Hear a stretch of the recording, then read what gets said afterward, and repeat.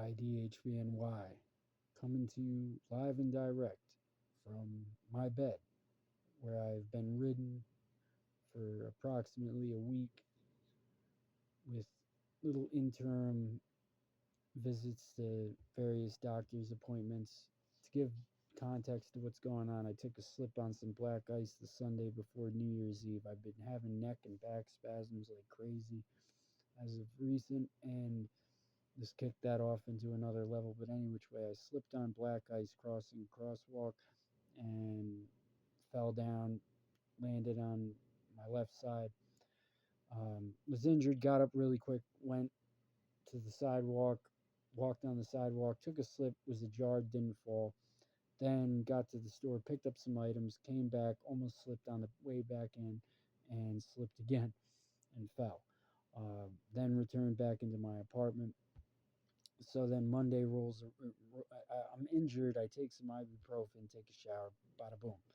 I next day go to whatchamacallit, go to work, go about my day, don't notice anything. I drink my, this is the most New York thing you're gonna hear, my cafe lattes with pistachio flavor and gingerbread for the holidays.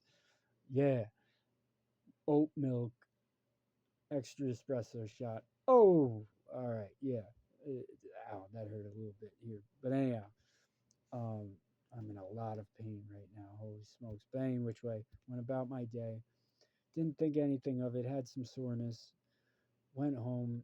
As it started to get dark, I started to feel a little bit sore and started to get like flu and cold like symptoms and so forth. So I took some, medicine, went to bed. Woke up the next day, was all right.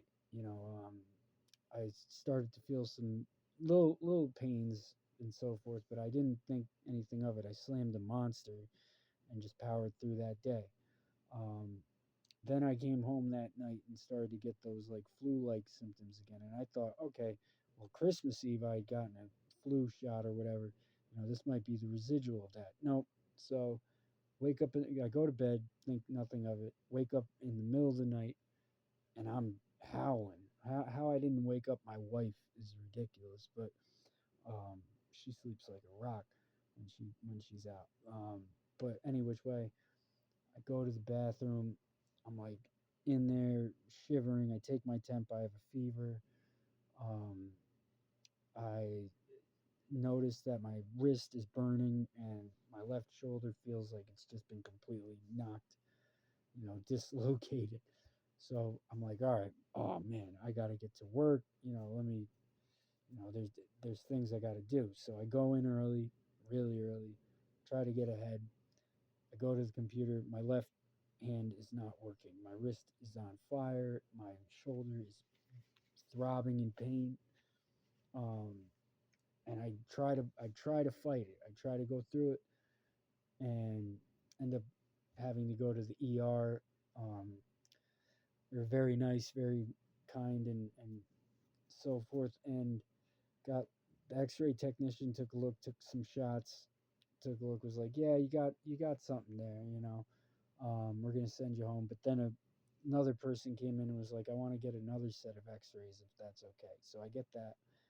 I'm waiting a bit. It's New Year's Eve. It's a bit busy in a hospital. They come back. They tell me that I've got a pretty significant broken elbow and to go to a bone and joint specialist. So I immediately contact everybody and say that I got to inform of what's going on. I go home that night. They gave me a shot of Toradol and went to go to bed. They had given me a temporary cast in a sling. The sling started kicking off the neck spasms and all that stuff. Isn't this such an uplifting story, guys?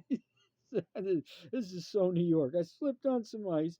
After I managed to get through the day before with some cafe lattes with extra espresso shot in it, or with this espresso shot. But anyway, oh man, that hurts. Um, Gosh, I can't even concentrate. My train of thought has been deviating. I tried to do this video before, but like I kept whinging and whining and so forth. But any which way, um, I I get, I'm out of work. I get taken to, everybody's supportive. I go to the bone and joint specialist. They take X-rays. I tell them what's going on. Tell them, the nature of my work and etc. They say you're going to be laying low for a bit. They said, the bright side is that this is a break that you'd want to have if you had to choose any bone to break. The elbow is probably one that you would want to have out of all of them in terms of its ability to heal. The problem with it is that it takes a long time to heal and you're going to be in quite some pain. And you have to do exactly as instructed in the discharge, like doing light extensions with the arms, etc. Um, I'm several days in to this. I have 4 physical therapy appointments lined up. I got another follow up next week with the bone and joint specialist. And they took off the cast. I may get another one because of how difficult this is healing up. May potentially require surgery. It did, but any which way, down for the count. Definitely feeling it. But we're not down, we're not out. Let's talk West Ham.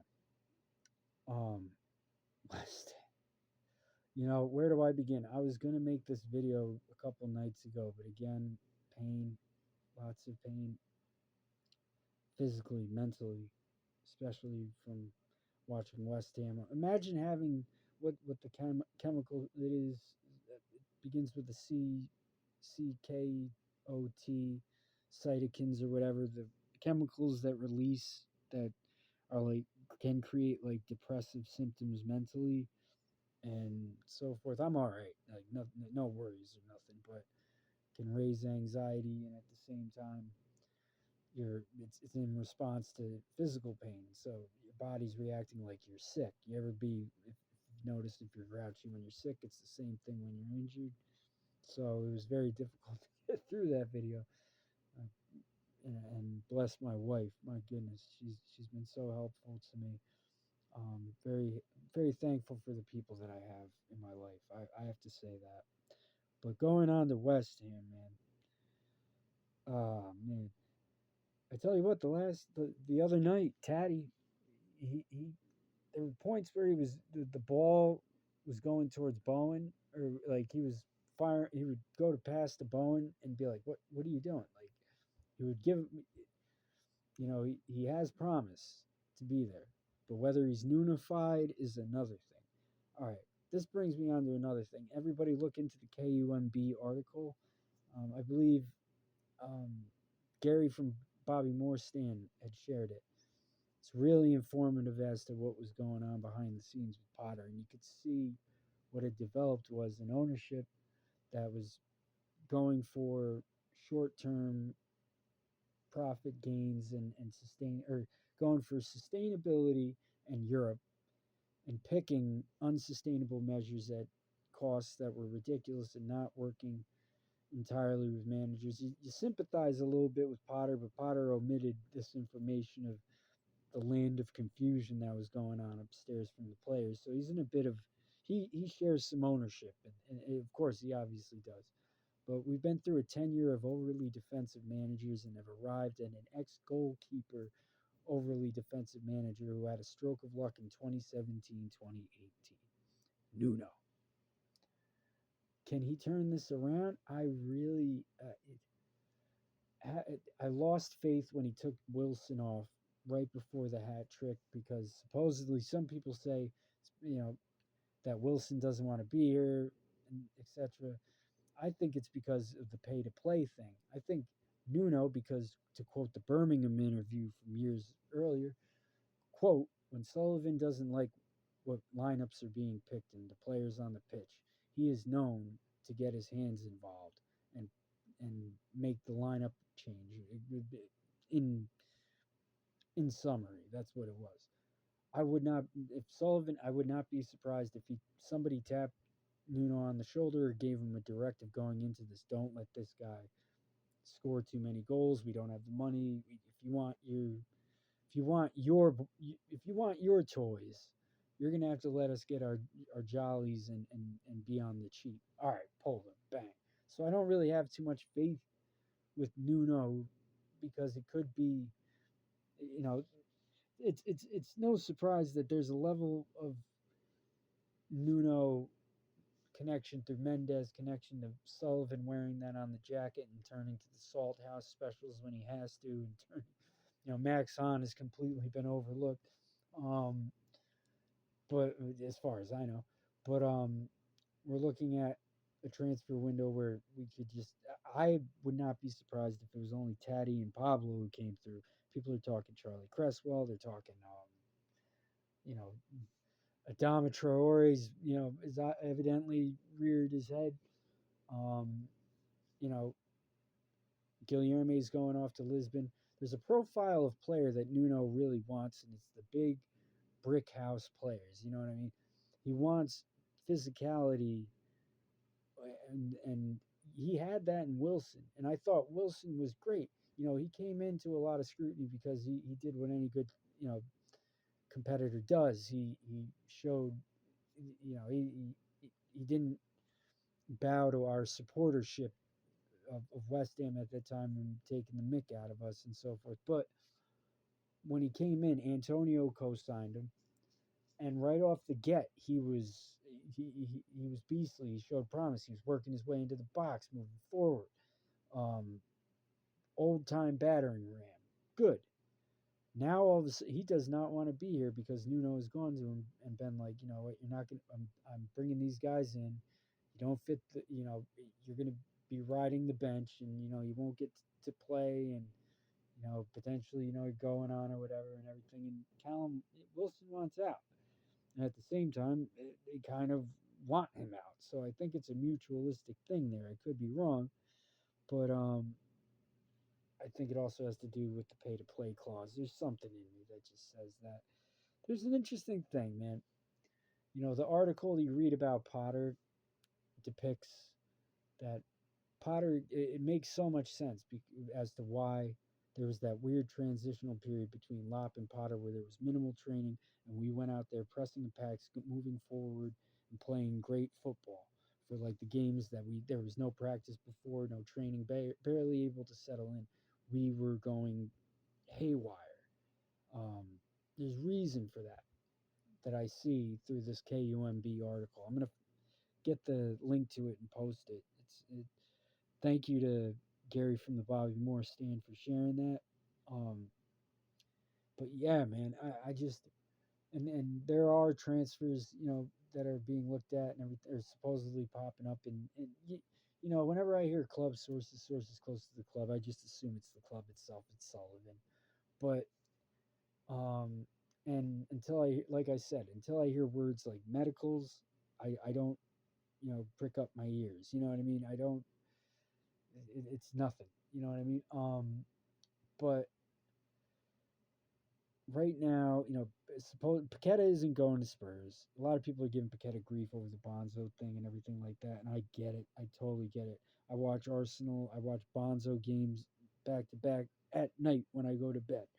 Um, watch at the recommendation of Mikey. I've been revisiting 86, 87 repeatedly, and also 98, 99 for some reason. I am. Actually, yeah, of course I am. But under bonds and everything, I feel like no matter what, he's looking down and he doesn't want to see us go down. So at any means, even if it was Redknapp, I know there was words supposedly, Bonzo was there was a bit of a grim shadow cast on that whole thing, and also, you know, a lot of fans carried the weight of that as well for Bonzo for their loyalty because I get it. Bonzo was massive. I wasn't alive, but I watched those games and that guy was pulling up trees every time. Um, we don't have that. We have a captain that can't tell Paqueta to calm it down when he's firing up exhibitionistically for a red card, which looked a little bit odd to me, yeah. But I think he just crashed out at the wrong moment. And yes, I feel like he hasn't been his best this year, but I also feel like he should have been played better in a better position. Um, I also think there were other components that added to his sazon, the sauce, that helped him work that had been stripped from this club.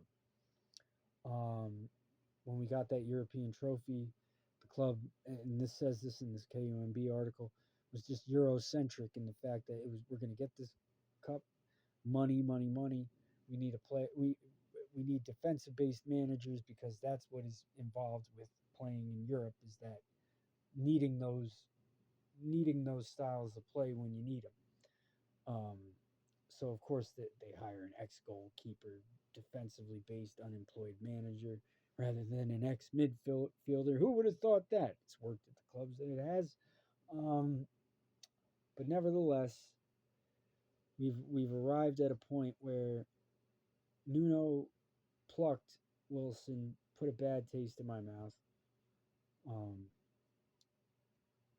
and at the same time, we're facing relegation. We lost to Forest. Yeah, the ref was it was ref ball. It was VAR ball. There were some things about that game that were just ridiculous. Um, I thought Taddy showed promise. I thought Pablo looked like he can grow into the role if utilized properly. But again, we're faced with a team and a squad that just isn't good enough at the current moment under the way in which it's being. Actually, it's good enough. It's just being played improperly due to mismanagement on all levels, from pitch side to the boardrooms, because everybody has varying incentives. Um, that's why, if you read this article, it makes so much sense to me why we were on our game in that little window of time, because we just went out there and the players played the game, not the managers. You know what I mean? Um, that's why I feel like this last game, Nuno was like, "Give it all you got," but whatever. Apparently, maybe there was some corralling of things, but Potter was warning us originally that we were going to get relegated. That's how this whole bit started with the beef. Had gone back. He wasn't preferential to Sullivan, but he was told they were going to get relegated, or he basically told the squad, look, you guys don't have much time. You're going to get relegated. We're going to get by on the skin of our teeth with this, with the absence of options I've had. But got back to the board. Somebody at the board came back down, told him you're going to go back in that room and you're going to reinvigorate them and tell them what it is. That's why if when you watch his pressers, it makes so much sense why he's unbecoming, because it almost feels like because apparently he told the ownership, he's like, you guys want me to go back there and tell them, that we're the greatest team and that we're going to be set for glory and we're good in this. Why don't you go in there and tell them yourselves? I feel like he was, that the lash out in the media was also a means of sublimation for what was going on with him in the ownership at that time in the board. So he got, but his fault was that he went on, he went, about coaching and managing these players with a sense of doom, and they all, kind of went. They didn't know the entirety of everything, that so that the board had told them to say this stuff, and they went back in there, with the rah rah sis boom bah summer camp eating pancakes video nonsense. But any which way, um, then we arrive. Potter gets the sack. We arrive at Nuno. Nuno is an incentive to Sullivan. He plays right into his hands. Um, plays right into the board's hands. He also is a methodologist. He had a stroke of luck in 2017, 2018. I can go on and on and on. Defensive based manager. Can't With what we have, we do not have the ability to produce a succession of counterattacks with which that is the reasoning behind a low block. Compact defense, but have the handbrake off to be able to counterattack swiftly, invite them on. That's what. But at this day and age in the Premier League, there's just there's not enough time to do that and test that out. I think Nuno is tinkered around a bit much. I had a bad feeling when he was bringing in Andy Irving, and kind of it seemed like he was conducting a litmus test with these players. Like, okay, physicality. Where's this guy at? Nope, he's not going to make the cut. All right, this guy, I don't know about him. He's not going to make the cut. JWP, yeah, he's automatically out. And he also has his signings that he wants to go for. He's incentivized as well. So the players have just had enough. I think they've just had enough of all of it because they've been just like us. They've and I can't credit this to my deductive reasoning. This came from off the back of watching Bobby Moore stand and a few other shows. And there are talks about various players and so forth. It's just QPR. We got 9,000 booked in for the London Stadium, and we got 9,000 QPR booked in for the stadium. Yeah, how dare I besmirch the great Gary Oldman firm? Um, oh boy, but yeah, QPR. If we're supposed to win that, if we don't, we're not. I think Nuno should have probably been outed after Wolves, but nevertheless, we've arrived at where we've arrived at. Kilman is a 40 $45 million plunk. Granted, he was a you know, but he's being utilized by Nuno, and it's like what? It's like you. It's almost like, and people have been saying this. He's intentionally losing. I kind of get that vibe too, like or that he's just trying to appease to get what he wants, and he's not going to get what he wants. He's just going to be Potterfied. Nuno is going to be Nuno. Um, if we win against QPR, which we must, and we win against Spurs, which I feel has to absolutely. For me, I feel like that needs to happen. And Kudus is injured. I'm not sure for how long, but that would be one to capitalize on, one that could swing things back into motion, maybe.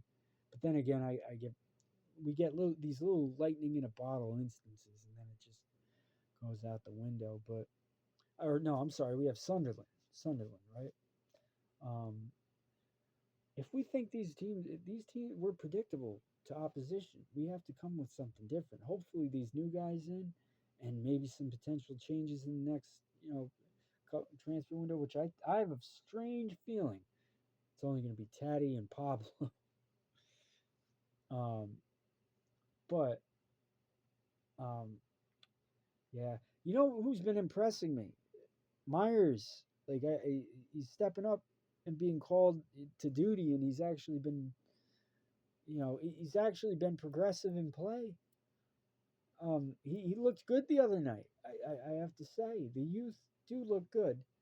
You know, Diaf returns, Aaron Wan-Bissaka returns. I'm happy about that because I actually want to see how Aaron Wan-Bissaka, in chemistry wise, on the pitch, makes out with Tatty out on there. How things turn out with that, because I can indefinitely say there's some link up play there where you have Aaron Wan-Bissaka bombing up the bombing up the side, and he swings it and he puts a foot out and kicks it towards Tat. It'll be it'll be it'll be exciting to watch. Diaf even whipping it into Tatty. Who knows? Who really knows? Could could there be a cornerstone moment? I don't know. I really don't know. History indicates not really with these defensive based managers. And this is another thing I'm going to bring myself to. All right. Redknapp, look, I feel like Bonzo, he is so revered. He's up there in the Mount Rushmore of things. I watch his games back to back at night. I've told you this before. He's legendary in many ways, bigger than than Bobby Moore, dare I say. Um, Loyal. Don't make him like him anymore. Um, Given all that's passed, I think with regard to the club, he would be looking down on this club like do anything at all costs, even if it requires Redknapp to come in to save this club. Um, and this is why I always say, insert your name, Ange, or I'm sorry, I'll get to that. Carrick, Bilic, DeCanio, people say, um, some people say Will Still. People are calling on Noble. People are calling on, even Stevie Potts to take the wheel a bit.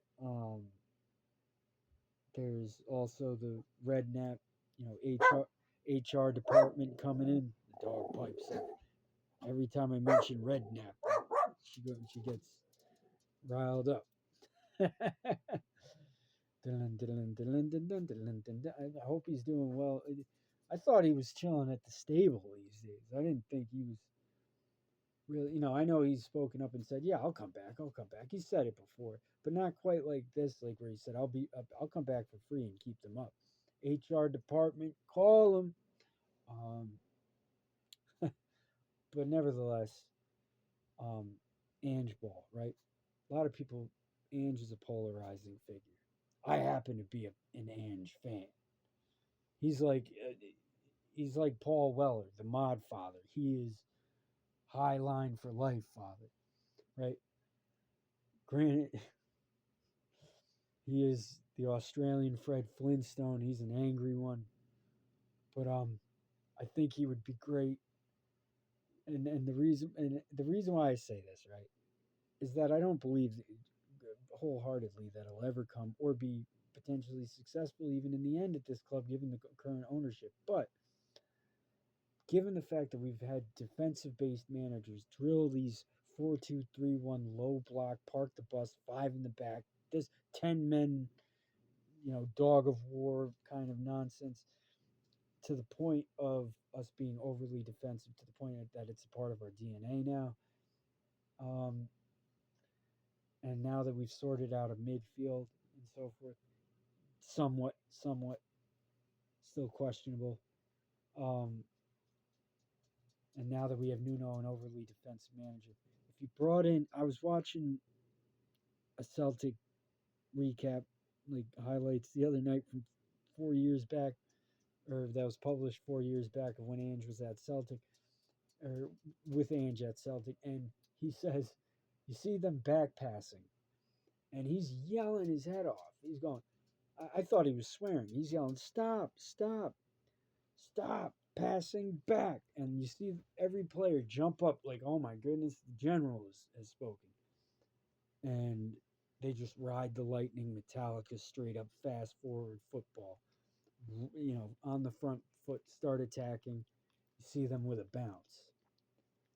I feel like that philosophy of putting the pressure, pressing in packs, is needed right now. Laying back, parking the bus at the 46th minute isn't the wave, Nuno.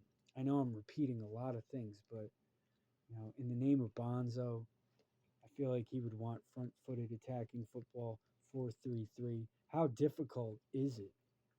The components are there if you work it, but it's refused to be worked with. Therefore, overly counterproductive defensive owners create, over their quote unquote war chest. Huh.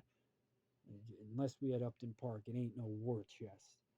But that defensiveness over the money, that conservatism is applied to the managerial role in the picks of things, and we get an overly defensive manager that then puts out overly defensive tactics despite what the promises are. When Lop came in, there was that promise to Kudus.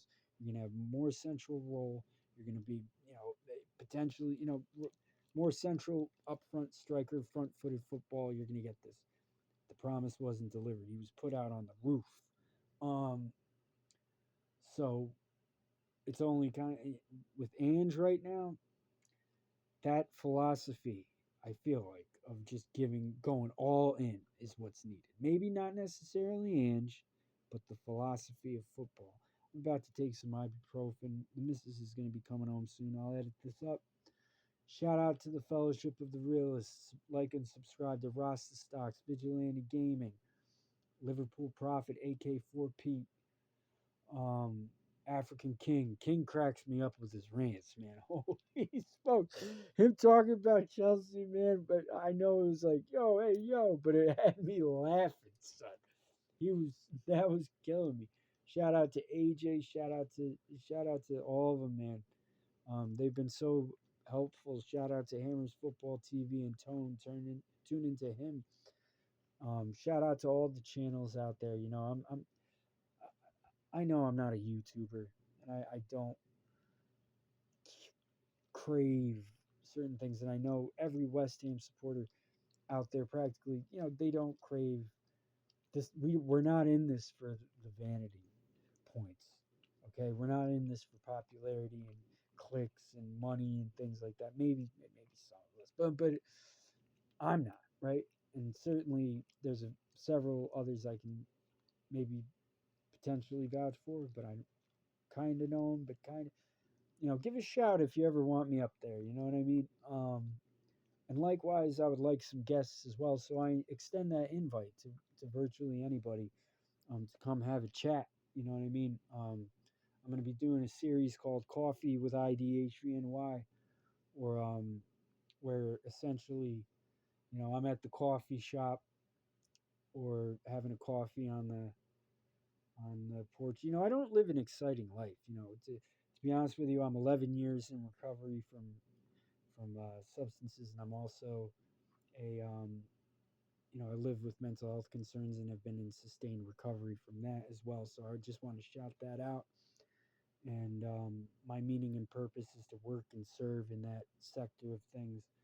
So I live a fairly uneventful lifestyle. Um, and West Ham was with me through those seasons of of um, of struggle internally, and that's why I have such an affinity for this club. The way I discovered it was almost like just a pathway of different things that linked to it. Also, I want to mention New York hardcore, right? I was wrong about something, and this is an obvious one that I got wrong. The New York hardcore logo itself, the NYHC, was not inspired by West Ham. It was inspired by any athletic emblem, but primarily the Yankees emblem with the NYHC. Um, but the reason why I said so many hardcore musicians that I knew had played, you know, football was because it's the truth. Where I came from in New York, so many bands had drummers, bassists, guitarists, singers who were athletic, from athletic households and really good students and things like that, um, and went on to be on in bands on tour.